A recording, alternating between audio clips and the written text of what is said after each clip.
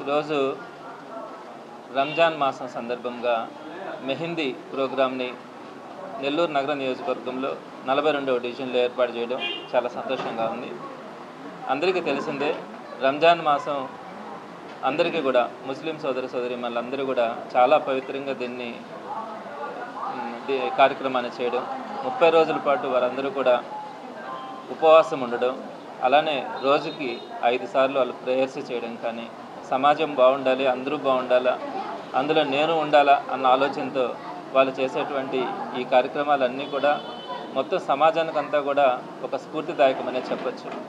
వారు చేసేటువంటి ఈ ఫాస్టింగ్ ఏదైతే ఉపవాస కార్యక్రమాలు ఉంటాయో తద్వారా వాళ్ళందరిలో కూడా ఒక సేవాభావం, ఒక క్షమాగుణం, 10 మందికి సాయపడాలా అనే ఒక మంచి లక్షణాలతో వాళ్ళు ఈ కార్యక్రమాలన్నీ కూడా చేయడం జరుగుతుంది. ప్రధానంగా మహిళలకు వచ్చేటప్పటికి రంజాన్ రోజున అందరూ కూడా ఈ మెహందీ అన్నది వాళ్ళకి చాలా ఇంపార్టెంట్. ప్రతి మహిళ కూడా ఈ మెహందీ అన్నది తప్పకుండా వారు వేసుకోవడం, సంతోషపడడం, కుటుంబ సభ్యులతో కలిపి చుట్టుపక్కల ఉన్నటువంటి అందరితో కలిసి ఈ పండుగను చేసుకోవడం కూడా కనపడుతుంది. ఇందులో భాగంగా చాలామంది పేదలు కూడా అందులో ఉంటారు. మరి వారందరూ కూడా ఇందాక చెప్పినట్లుగా సరైనటువంటి వెన్యూ లేక ఈ మెహందీ పెట్టించుకోవడానికి ఇబ్బంది పడే పరిస్థితులు కూడా ఉంటాయి.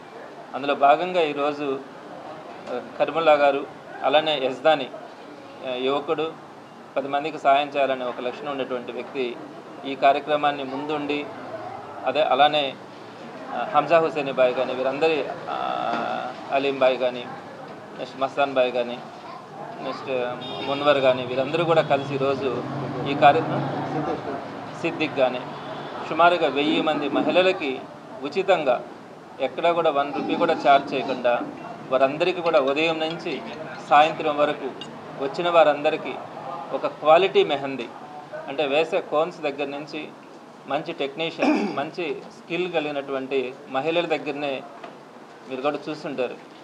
వారికి కావాల్సినటువంటి ఆప్షన్ ఏ రకమైన డిజైన్ కావాలంటే ఆ రకమైన డిజైన్ని క్వాలిటీతో వేసే కార్యక్రమాన్ని ఈరోజు ఇక్కడ చేయడం అన్నది లోపల నేను చాలా సంతోషపడ్డాను.